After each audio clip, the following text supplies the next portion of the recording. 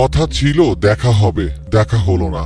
Doctor Yunus ও নরেন্দ্র মোদীর বৈঠকের বিষয়টি ঠিক যেন এই গানের মতোই। জাতিসংঘের সাধারণ অধিবেশনের ফাঁকে দেখা হচ্ছে না ডক্টর ইউনূস ও মোদীর। এমন সংবাদ প্রকাশ করেই হয়তো এখন তৃপ্তির ঢেকুর তুলছে ভারতীয় সংবাদ মাধ্যমগুলো। কিন্তু তাতে কি বা আসে যায়? নিজের কূটনৈতিক সক্ষমতার প্রমাণ ঠিকই দিয়েছেন বাংলাদেশের অন্তর্বর্তী সরকারের প্রধান উপদেষ্টা ডক্টর মোহাম্মদ ইউনূস। জাতিসংঘের ৭৯তম সাধারণ অধিবেশনের ফাঁকে এবার দ্বিপক্ষীয় বৈঠকে বসছেন ডক্টর মোহাম্মদ ইউনূস ও মার্কিন প্রেসিডেন্ট জো বাইডেন। গত ৩ দশকে বাংলাদেশের হয়ে যে কাজটি কেউ করতে পারেননি, সেটি এবার করে দেখাচ্ছেন ডক্টর ইউনূস। ডক্টর ইউনূসের সাথে জো বাইডেনের এই সাক্ষাৎ শুধু বাংলাদেশ নয়, যুক্তরাষ্ট্রের ইতিহাসেও বিরল একটি ঘটনা।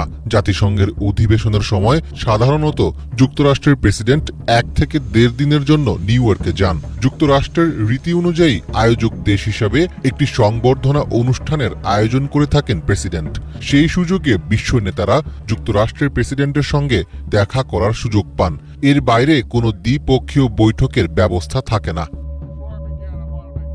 বাংলাদেশের রাষ্ট্র ও সরকার প্রধানদের সঙ্গে সবসময় যুক্তরাষ্ট্রের প্রেসিডেন্টের সংবর্ধনায় দেখা ও কথা হয়েছে, কিন্তু এমন বৈঠকের সুযোগ হয়ে ওঠেনি। ফলে ডক্টর ইউনূসের সাথে জো বাইডেনের এই বৈঠক রীতিমতো অবাক করার মতোই একটি বিষয়।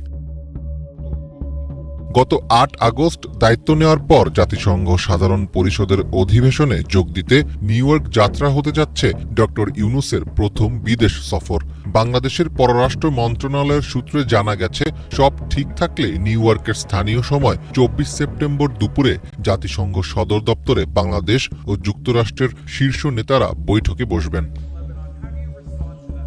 মার্কিন পররাষ্ট্রমন্ত্রী অ্যান্টনি ব্লিংকেনের সঙ্গেও বৈঠকের সম্ভাবনা রয়েছে ডক্টর ইউনূসের। এর পাশাপাশি মোহাম্মদ ইউনূসের সঙ্গে দ্বিপক্ষীয় বৈঠক হবে পাকিস্তানের প্রধানমন্ত্রী শাহবাজ শরীফ সহ নেদারল্যান্ডস, নেপালের প্রেসিডেন্ট ও প্রধানমন্ত্রীর সঙ্গে।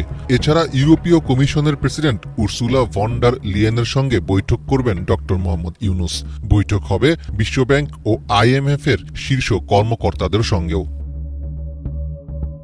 গত ৮ আগস্ট অন্তর্বর্তী সরকারের দায়িত্ব নেওয়ার পর যুক্তরাষ্ট্রের উচ্চ পর্যায়ের প্রতিনিধি দল ১৫ সেপ্টেম্বর ঢাকা সফর করে গেছে।